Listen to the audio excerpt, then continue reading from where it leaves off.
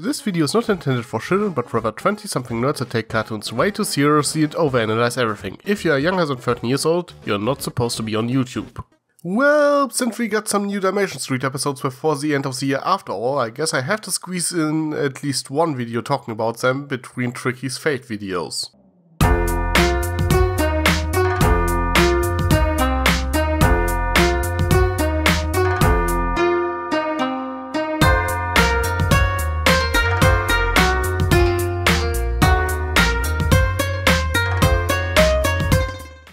So, the Curse of the Ferrydog. Now that was a pleasant surprise, though I guess I should put that out. This is basically Dalmatians all over again. I mean really, the core concept is the same. Dylan does something that upsets someone, so they try to prank him and teach him a lesson by making him believe something supernatural is real. The thing escalates and the party doing the prank tries to convince Dylan that this was just a prank, but he's so into it that he doesn't believe that it is just a fake until things go wrong. In Dalmatians, Dolly and Dawkins try to make him believe that aliens are real. Here, Dante, Portia and Spencer try to make him believe the curse of the underworld is an actual thing. On paper the plots are almost identical, but the execution differs in the end greatly. For one, in Dalmatians, things get way out of control when Dylan tries to fight the alien invaders and puts himself and others into danger. While in this episode this doesn't quite happen, as the only one who needs saving is Dylan, who basically just goes along with everything Portia says at this point. Though perhaps the biggest difference is that it is not immediately apparent who does the pranking or that it is even a prank at all. While they don't show how they do it right away, it gets established from the very beginning that Dolly and Dawkins are just messing with Dylan in Dalmatians. This is not quite the case here. The reveal that it were Dante, Portia and Spencer makes sense in hindsight, but it is not necessarily your first assumption, in particular since Dante doesn't really act any different than usual. And that's kinda it. We see a bit of a different side of Dante in this episode. So far he was only really characterized as an over-the-top goth who constantly goes on about how the world is ending, which is pretty hilarious to be fair, but he never really seemed like a prankster. He is usually more passive at best, maybe giving a few one-liners here and there. This is the first time where he actually takes an active role. Well, okay, he also enjoyed messing a bit with Dylan and Crushed Out.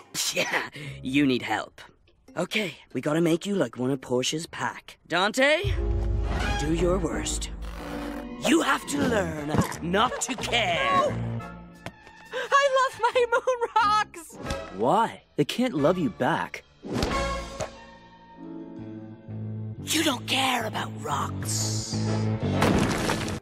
So it's not completely out of nowhere, but that was only when he was brought in by Fergus. But yeah, this episode highlights that he has a bit of a mischievous side to him. And they also establish that he seems to be on rather good terms with Portia, which makes sense. I have seen some art of those two together before, but they didn't really get to interact with each other in the show. So Dante working with her together to prank Dylan does indicate that they are at least pretty good friends. Nothing really romantically established here, but based on Portia's preferences as seen in Crushed Out, he would probably be her type.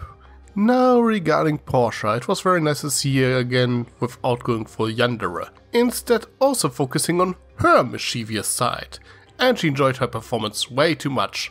I think that's mostly her thing this episode. She just really enjoyed playing her role, which is why, unlike Dante, she wanted to continue with the prank even when the cat was out of the bag. But goddamn, she was fun to watch.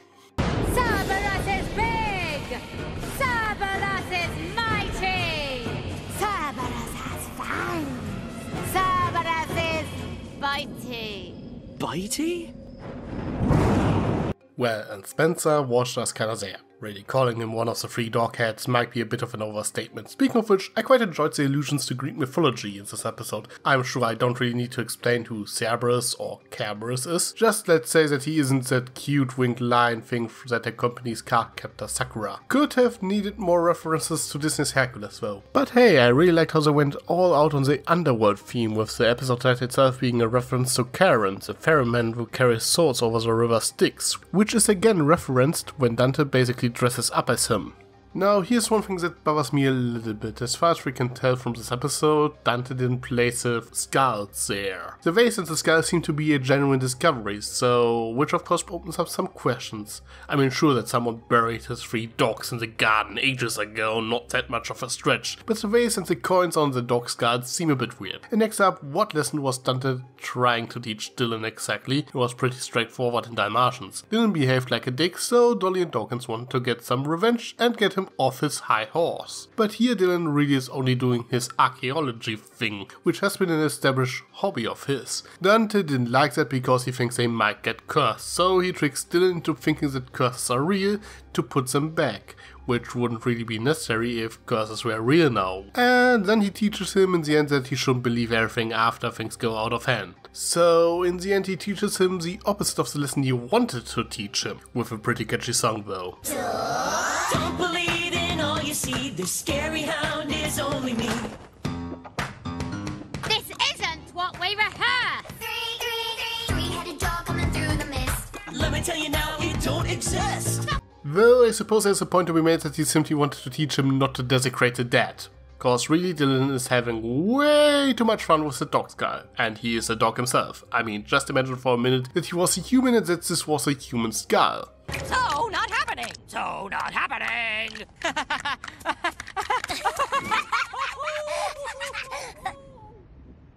You guys gotta lighten up.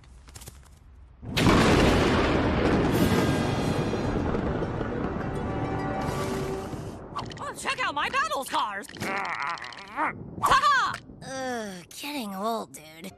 Wouldn't that be kinda awkward? Just a little bit. Okay, to be fair, using skulls or human bones for comedy in cartoons is not exactly anything new. Makes for some good dark humor once in a while, but I still think it's kinda weird seeing Dylan of all people doing it. And with that being said, let's wrap things up.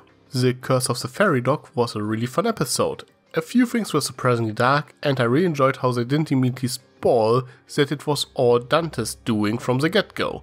Again, it makes sense, but as we haven't really seen the side of him, it wasn't exactly obvious. The plot similarities to Dalmatians are a little bit jarring, in particular since they both were produced for the same season. If this was a season 2 episode, I probably wouldn't complain that much about it, but I do think that they were approached differently enough that it doesn't feel like a retreat. I do think you noticed that both episodes were written by different people. And hey, while it wasn't exactly a Dante episode, it was certainly the first in which he actually played a pretty large role, and he was hilarious like always. If there's one thing about that episode I would improve, I would have either explained that Dante placed this guy in the digging hole to show that this has been a part of his prank all along, or have a bit of a stinger at the end teasing there was something supernatural after all. I know it's a little bit cliche, but I think it would have worked really well here. But what about you? Did you like this episode? Anything that bothered you? Let me know in the comments below. I am Dagger, and let's hope that copper doesn't kill my channel.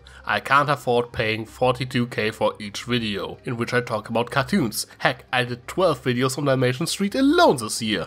Sly as a fox, you got me under your spell. But you know I'll never tell that I know you know so well. Sometimes you can be too smart for you're